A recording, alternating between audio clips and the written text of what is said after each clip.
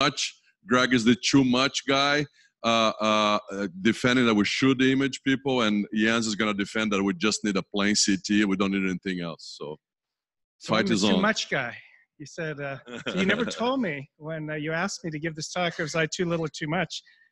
Too much would be we don't need to do imaging. So that's the less is more approach. And I was thinking about doing that, but I figured, you know, what's Tudor going to do? And you would think that Tudor might say you need imaging because his Dawn study was an imaging-based study. It was a huge home run. But in any case, let's see what we can get to here. Just to go over disclosures, we developed the Rapid software at Stanford over many years, and then it was sold to Ischemaview. For Medtronic, at the time they were Covidian. We were running the penumbral imaging core lab for Swift Prime, and then I'm the PI for the Timeless study, which is the TNK versus placebo trial that we talked about earlier, and that is being sponsored by Genentech. Okay, so I'm going to talk about too little imaging, that there's too little imaging. We should do penumbral imaging in most of these patients. And the lawyers have a term called res ipsa loquitur. Do you guys know what that stands for? Any law students here? I think it directly translates to saying the evidence speaks for itself, okay? So this is the results of these modern thrombectomy trials looking at the absolute benefit. And you can see we've had a number of positive trials, but the ones that have big benefits, very large benefits, are the ones that did perfusion imaging. So this is a little introduction to the idea that I think perfusion imaging has a lot to offer. Yet, there have been criticisms, and I suspect we will hear some more criticisms today. During most of my career, I was criticized because my trials did not produce very good results.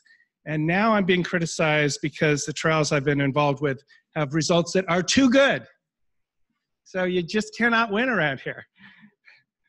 And specifically, people are very focused on the NNT from Dawn and Diffuse 3, saying, wow, an NNT of 2 or 3, that's bad. That is a bad NNT because it proves you're excluding a lot of patients who could benefit. So we're going to talk about what the NNT should be. And then sometimes we hear people, Tudor, for example, say endovascular therapy can be futile but never harmful. So we'll talk about that a little bit too.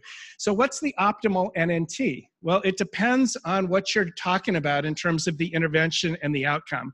For example, if you're looking at preventing death from jumping out of an airplane, your NNT for your parachute better be 1, right? If it's not 1, we're in trouble. And if somebody came out with a new parachute, you know, new AI developed parachute that had an NNT of 2, it would not sell well. It would not be a popular parachute, right?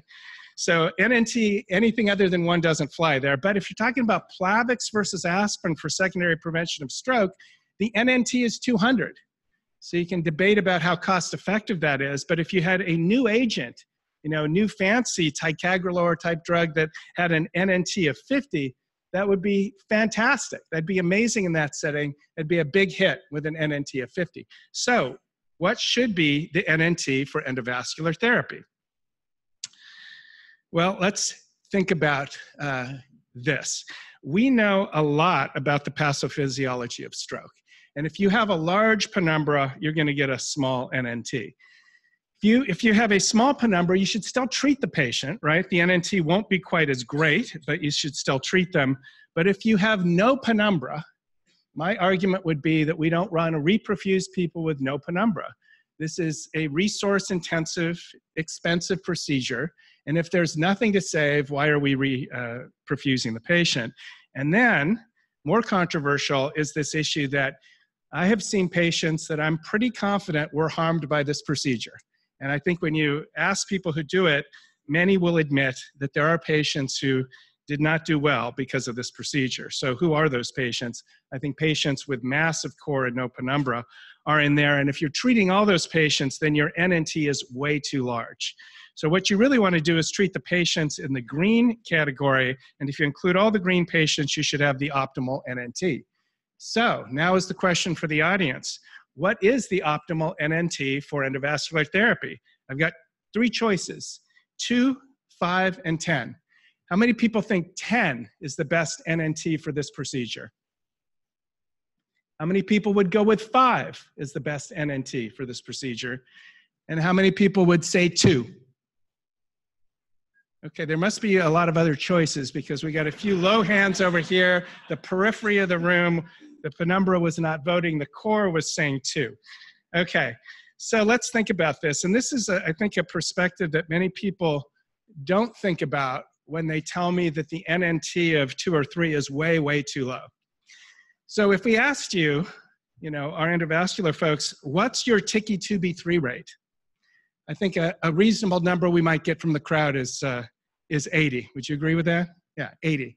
So if 80% of the time we have substantial reperfusion, shouldn't close to 80% benefit from our treatment?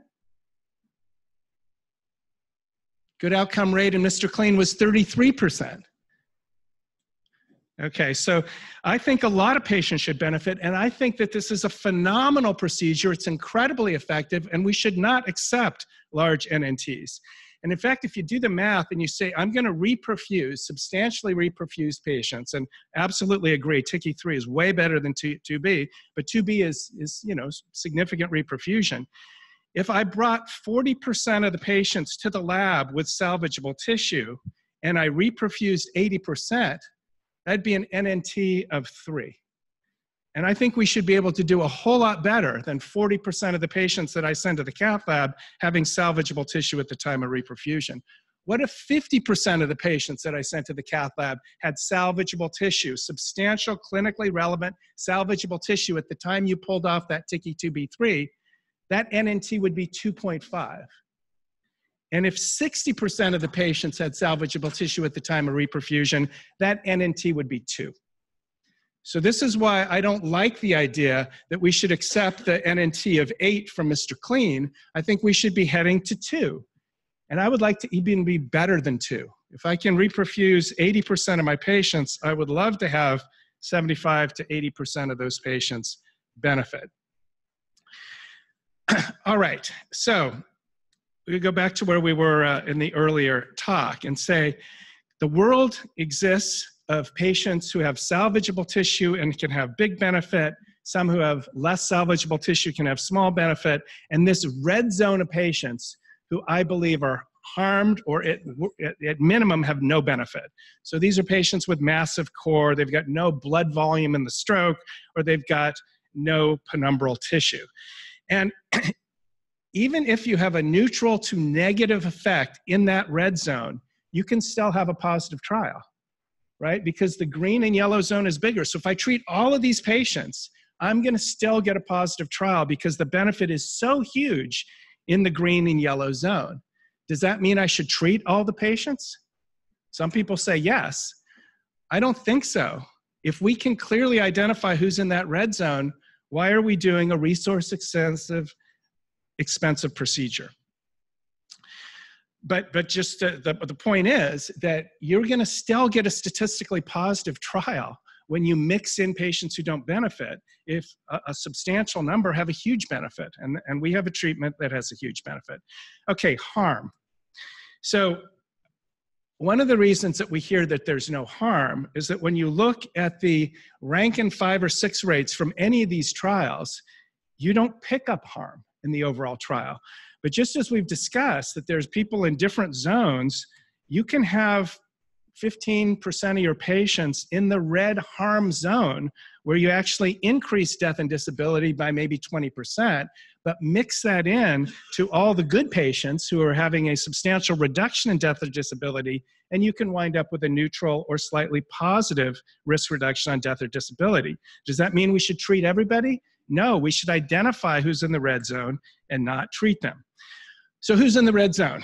Let me give an example of Mrs. Jones, 58-year-old woman. She's one of these typical patients where you don't really know when the stroke occurred. Technically, she's a wake-up, but the story was that at 7:15, she was doing some of her normal activities, but we don't really know when the stroke began. She can't tell us. Her NIH is 13, her aspect score is 7, she's got a right MCA occlusion. So she may be early window, she may be late window, but her aspects is 7. Should we treat her? How many say yes? Okay, a lot of people say yes. How many people say no? She could be late window. We don't treat late window by aspects of 7, but what if we got more information? So here's some more information, a CT perfusion that says her core estimation is nearly 200 mLs, and she's got no blood volume in her infarct. She was treated. The hope was that after the procedure, this was a lot of contrast, but it was blood. So she was harmed by this procedure, in my opinion. And we've seen people harmed by this reperfusion in the past. Diffuse 1 in 2006, Diffuse 2 in 2012, no target mismatch. The reperfused patients did worse than the non-reperfused patients. And here in 2018, the SELECT trial, which took a big cohort of patients, got CT and CTP, found patients who had a good aspect score, just like Mrs. Jones, but a bad CTP. Their mortality was 50%, their symptomatic intracranial hemorrhage rate was 25%, and if their core was over 100 ml, their mortality was 70%. Contrast that with the patients who had a good CT perfusion, but a bad aspects. They had a low aspect score, but a good CT perfusion. These patients did quite well. So here it is graphically. On the right, unfavorable CTP, but a favorable CT, just like Mrs. Jones. Very unfavorable profile of outcomes, whereas the patients who had a favorable CTP, even if the aspects was low, they look like the patients who had good CT, good CTP. So too little, too much. Get enough so that you know who's got salvageable tissue, and try to reperfuse patients who have completed infarcts or at very high risk for reperfusion hemorrhage. Thank you.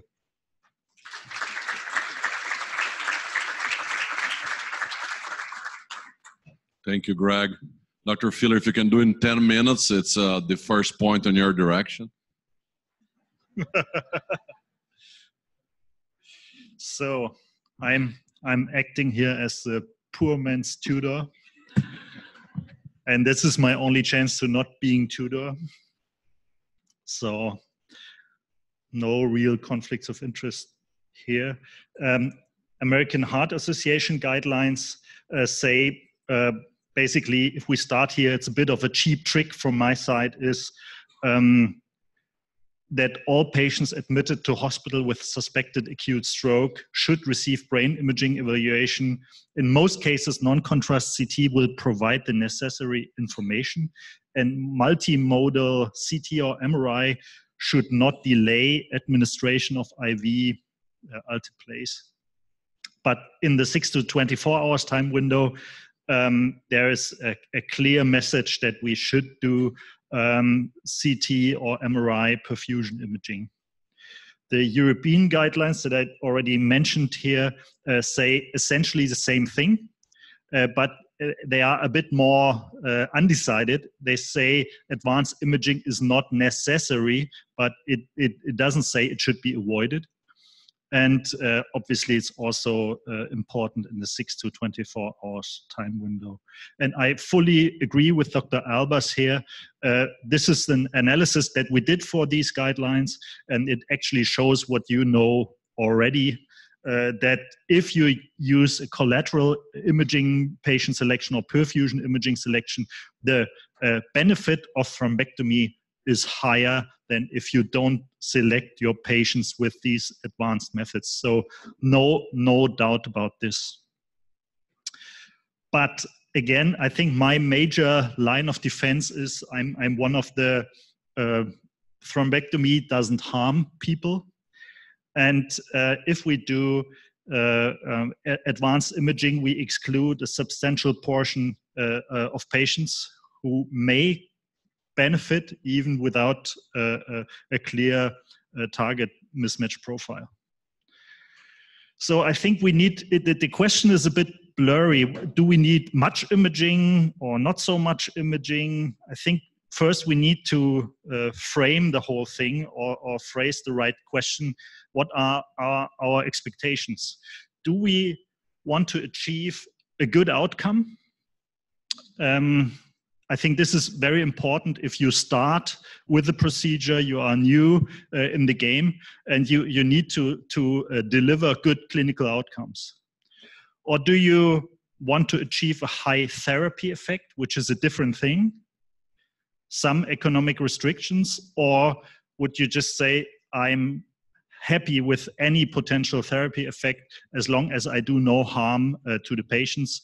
Of course, it requires a low complication rate. It's nothing for new centers, and economic incentives are also important. So you end up either with treating few patients with high effects and good outcome, or just more patients with still a relevant outcome, or treat more or less everybody, because there could be a chance that it's useful. And I'm a bit sad that I give my presentation on large infarct core this afternoon, because it would have helped me a lot in my talk here, because I actually think that in large infarcts we have a huge therapy effect, even if it's really big. So again, just to make my point absolutely clear, if we have a super target mismatch pattern like on the left side, if we have a persistent occlusion, we have a full MCA infarction, and we avoid this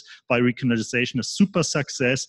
Instead of MRS 5, we have MRS 0. In the middle, or let's start with the right side. If we have a complete MCA infarct, I absolutely agree. If everything is dead, there is probably no point to reperfuse. But the question is, where do we have the threshold here? And this sub-radar success brings the patient from MRS 5 to 3, for instance, just for the sake of the argument. And obviously, good outcome, bad outcome, but in between, is this still a bad outcome? This is the good therapy effect. So what modifies our expectations, the skills and infrastructure? Let's say if you belong to the lucky few, I think this is the center in Chicago from Demetrius, high-end imaging available all the time, super radiologists, and this is the majority is probably not exactly there, and this is my hospital here in Hamburg, and we have old non-enhanced CT radiologists have a bad mood all the time, are not interested in stroke, and this is, I think that's difficult. And I think this is exactly the place where if we have an automated image analysis system like the OLEA or Rapid, I think that's exactly one of the places where it should be done, because it makes it generates a bar where you can jump over and say, okay, the system says go, and then we go. And again, the same story here, good outcome, good therapy effect, potential therapy effect. And this is connected with the situation that you encounter with the radiologist. And this is, it looks a bit complicated, but it's essentially says the more you can do without the high-end imaging, the more resources you need. So you replace resources from the people side with the software in specific situations. Just some more points regarding the image analytics. So this is an analysis of the more or less Hermes data, and they found what's expected, that increasing ischemic core was associated with reduced likelihood of functional independence, but the mismatch volume was not associated with functional independence or functional improvement. And the core volume, now it's getting really interesting, was independently associated with functional independence. So the larger the core, the poorer the outcome, but it did not modify the treatment benefit. And it really depends on the way you analyze this perfusion imaging to actually show this.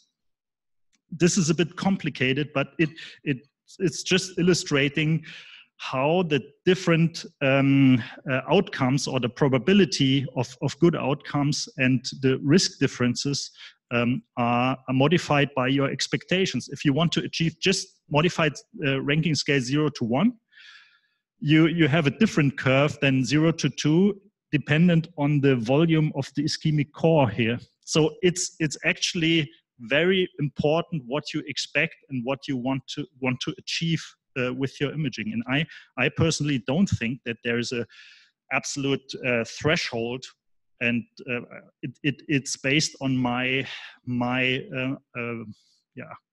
I'm convinced that we actually harm very few Mrs. Joneses here. There. So stroke imaging, 0 to 6 hours and 6 to 24 hours. So we all agree that the proof of occlusion is mandatory. Define your terms, core is king. We need to know how big the infarct core is. It's very important to differentiate between good outcome and therapy effect, and know your limitations, your local situation. I would call it reading aid. There are also the Brainomics software for the aspect score. But in the end, I'm really very positive and very optimistic that we will have a therapy effect even in very large core patients. And as you already mentioned, Dr. Albers, in your previous presentation, time is brain, but there is no absolute time limit. I think that's super important to re-emphasize all the time. So, vielen Dank.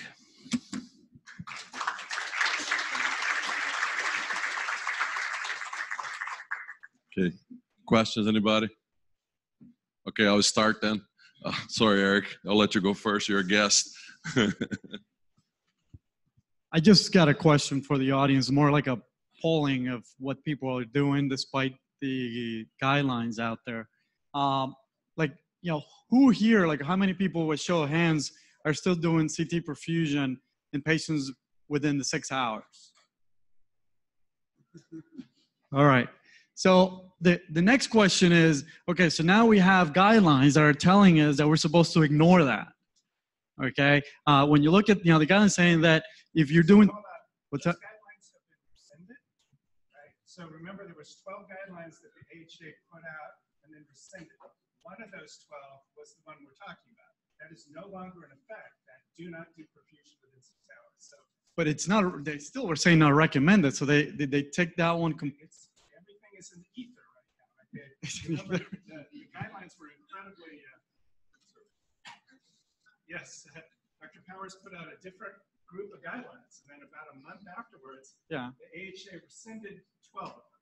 So we're waiting for them to come back in. So right now, we have no guideline about, you know, do not do perfusion imaging within 6 hours. And granted, a lot of people don't do it, but it's not because of the guideline that's in effect. The guideline is currently in the ether, waiting to come back. All right, no, because, you know, to me, it puts us in a really bad spot. You know, whether CT perfusion works or doesn't work, you're saying that it works if it's greater than 6 hours, but it doesn't work or don't use it. And I'm a firm believer of CT perfusion for all the reasons you guys said here. You know, we want to know if there's a core or not, is there salvageable brain or not, and how much it is, because that's what's going to guide good outcomes. May I add something here? I think we focus here very much on patients who actually receive thrombectomy procedure and who are enrolled in the trials, but there are many other patients where it's really difficult to understand what's going on. And in these patients, I think CT perfusion is also very valuable. And it's difficult to say, in this patients we don't do it, in this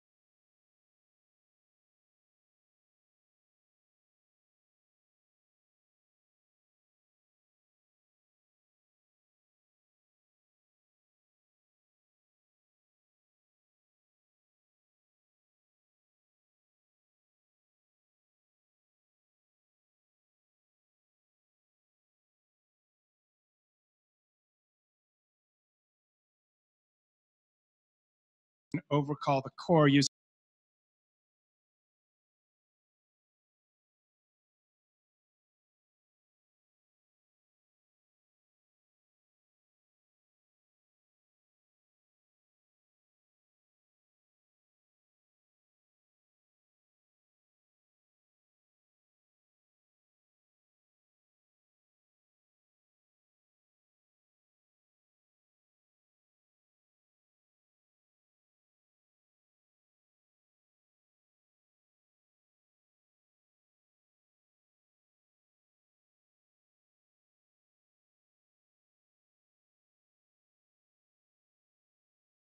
frequently for is not to say who's going to the cath lab.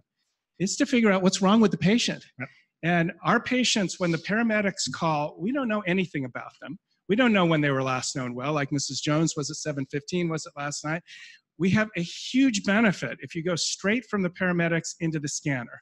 And if you get all the information at once, it's, again, a huge benefit. So we do this CT perfusion to figure out who's having a stroke, who's not having a stroke. It informs our IV TPA decision. If somebody comes in, they can't talk, but their cortex is normally preserved, that's a stroke mimic. I don't want to push TPA into that patient, right? And if we come in and we find patients who don't look classic for a stroke, but they've got an M2 occlusion in their right parietal lobe, suddenly they're a TPA candidate, even though their symptoms were atypical. So I think it's extremely helpful to figure out what's wrong with Mrs. Jones, rather than does she need to go to the cath lab or not.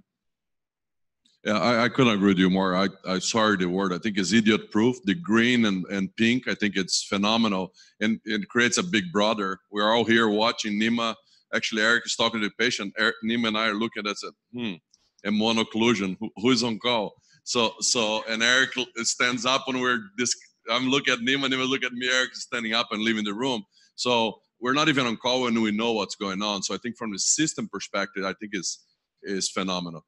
My question to two of you and Ryan, whoever else wants to jump on that, who you don't take to the cath lab? So you show Mrs. Jones. Mrs. Jones on the early window, I'm taking Mrs. Jones to the cath lab, and if she bleeds, sorry, we tried. But this patient is wake up, I don't know. You have that CTP with an aspect of 9. Would you take that patient to the cath lab, Jens? So the reason I wouldn't have taken her, you would or would not? I would not, because she had no blood volume in her infarct. And that we've never seen a case who has no blood volume, right? So you talk about your early window patients that they can be, we can have core overcall, ghost core. When you have no blood volume, it's like a cardiac arrest of that zone of the brain. And I've never seen one of these dark, dark blue, 0 blood volume patients do well. But I absolutely agree. Those radar patients, I think they can benefit too. The question is, how do we find those below the radar patients? Is the aspects going to be enough, or do you need to know that they've got a penumbral area? I think you need the penumbral area. So before Jens answered that, going back to your blood volume, this is our early experience, and we discussed this before. Blood volume in our early CTP experience seems to be more predictable, a better predictor, to better phrase, than blood flow. But on rapid, we use blood flow. So is there any way that we could add that blood volume? Because again, if you see a black hole in the blood volume, you know the brain is dead. Yeah. So there's blood volume maps that come out automatically. The CBF comes out first. And the reason that we do that is because we did a number of studies looking at take patient from CTP to MRI scan. What's a better predictor of the final infarct and complete reperfusers? And CBF did a little bit better than CBV. CBV still did well, but oftentimes if you've got very good collaterals, that CBV may not be as predictive. So in the ultra early window, we're very aggressive, right? I mean, somebody's coming in a half hour after stroke onset, there's practically nothing that's going to prevent me from taking the patient. We've had 2 patients in our history who had a stroke while on the scanner. And you can imagine if you immediately occlude a vessel, that CBV and CBF can go to 0 very quickly before collaterals kick in. So, I just don't see that many of those patients, but I'm going to be very early, aggressive early. But somebody 4.5 hours with no blood volume and a big chunk of brain, we've done it and we've regretted it. So early window and late window, so up to 6 and 6 to 24. Who you don't take to the cath lab, and Jens, who you don't take to the cath lab? I think important information is the age, the biological age of the patient, and the actual size of the infarct. And if it's a young person, let's say something in the 60s, I would do it whatever aspects and CBV looks like. In an older patient, it's a different story. So there's a very, very high threshold for us not doing thrombectomy in the patient. And I think the problem is we agree obviously too much. It's a pity. Sorry for you. That perfusion imaging is super interesting and should be done in every patient. But I would be very reluctant to decide not to do thrombectomy based on perfusion. And you mentioned CBV 0-ish, but we don't know how long it's there. It's a stable situation. It's a dynamic process, and but it's I would be very reluctant. So 75-year-old female, last seen normal 20 hours ago, aspects of 10 with 100 cc's of core, no CBV, 0 CBV on that area. Would take this lady? In what aspects of 100 milliliter CBV 0, no problem. Yes. Greg, would you take her? Are we crazy? This is why we need trials. I mean, we have wonderful discussions every Monday at Stanford about, did we make the right call or not? And these are very tough cases. We make these rules for the trials, like the diffuse 3 criteria got us through the trial, but we don't follow that to the letter in clinical practice. The age is incredibly important. These very elderly patients in their 90s, once they get an infarct volume over 50, you're not seeing a lot of good outcomes. And we really debate about, did we do the right thing, taking somebody with an infarct core of 50 or 60 who's in their 90s, in their dominant hemisphere. Very rare to see good outcomes. Those are not patients well represented in these trials. The elderly patients in the trials are the cream of the crop with perfect Rankins before their stroke. That's not what we're seeing. We're seeing these Rankin 3 or Rankin 4s, the families begging and pleading to do the procedure, and it's a disaster, right? So we need these trials to sort out the answers to these tough questions. I think one point that I want to make, we have to go have lunch, because if not, the guys are going to get mad, because we're going to start sharp at 1 p.m. We have a big crowd represented here that are from Brazil, and CT perfusion is a luxury there.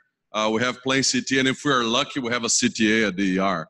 Raul Nogueira and Sheila just complete resilient, you guys are aware, and it's a positive study, so hopefully that will force the Brazilian government to pay thrombectomy. Just to give an idea, 70% of the patients in Brazil are government patients, so they don't get access to thrombectomy in 2019. So if you come to the ER at Dr. Marcelo's hospital, government doesn't pay for that. And they don't have CTP. So I think for Brazilians and outside of the world that they have the hospital that Jens demonstrate that, plain CT and CTA is fair game. I think ideally, especially later windows we need, and I think it helps us decide who to treat. But if you are in the middle of nowhere, with all the respect to my Brazilian friends, if you are somewhere that you don't have this, I think this is fair game. Good aspects and the vessel occlusion, go forward. Mr. Clean supports that, and Aurora supports that. If you're in the middle of nowhere without CTP, ideally you have that. If you don't, go forward, because you have a good chance of helping this person. So I think it's a great discussion, and I don't know if you would add anything to that, Jens, or these situations that we don't have CTP. Yeah, I mean, half of the resilient sites did have CTP, so that was given to them as part of the trial. It'd be really interesting when we look at the resilient results and the CTP centers versus the non-CTP. Obviously, we want to treat these early window patients. If you don't have CTP, you can get by with a CTA and an aspect score. But what I'd like to see is also what you alluded to. It's the primary centers who need to start doing this for the late window patients, because right now we have a huge number of futile transfers. Those are incredibly expensive and very frustrating for everybody. We've got about half our referral sites that do CTP. We know who's got salvageable tissue. We know how much it's going to grow during transport. We don't take patients that we can't add something to. Our other half, they don't, and a high percentage of those patients who come in late window there's nothing for us to do. And we've just spent a fortune transferring that patient to Stanford. So I think as we move to the future, we need to make CTP more accessible to those sites because it's really going to help improve the triage. Yeah, we were on the first here at Baptist, and Nima published on that. I think it helps a lot, the triage process, keep these patients away from the mothership because we are overcrowded. There's no question about it. One last one. A tutor would not be happy if I don't ask you that. If tutor were here, he'd say, baloney, we should just do a plain CT, take the patient with a high NIH, plain CT, straight to the cath lab. Tutor would say, skip that CT, take everybody straight to the cath lab. So we need to do better imaging in the cath lab. Our people think that's kind of an unusual approach. Our cath labs are very busy. We don't want to get a lot of migraines and postictal patients into our cath lab. We want to screen them in the ER. But there are more advanced imaging that can be done off the C-arm. You can do perfusion, you can do cerebral blood volume, you can do a better plain CT. So if you're going to follow that tutor procedure, let's at least get good C-arm based imaging. What about you, Jens? CT, skip CTA, go straight to the cath lab. You're there, you have a catheter. No. that would be too much. But I just would like to add one thing with these debates, and we need to be aware that we all have a lot of assumptions, and usually typically from our own situation. So I'm coming from a metropolitan area. You too. We have quite a few resources, I think, but it's super different. If you look at Europe, there are different needs, and this is something we always need to consider because there is no real answer. Too much imaging, not enough imaging. It really depends. Sorry.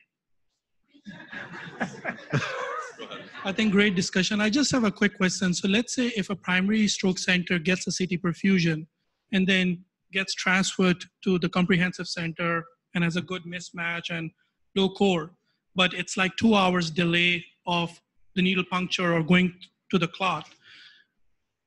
How sure we are that that same CT perfusion, which happened 2 or 3 hours ago, still applies to the patient at the point of thrombectomy? Yeah, that's a great question. So that's where I think the collateral imaging comes in that I alluded to in my first talk, that if you've got good collaterals, the 2 hours is going to be fine. We're going to go straight to the cath lab unless there's been a deterioration that could suggest blood or a substantial improvement that could suggest recanalization, right?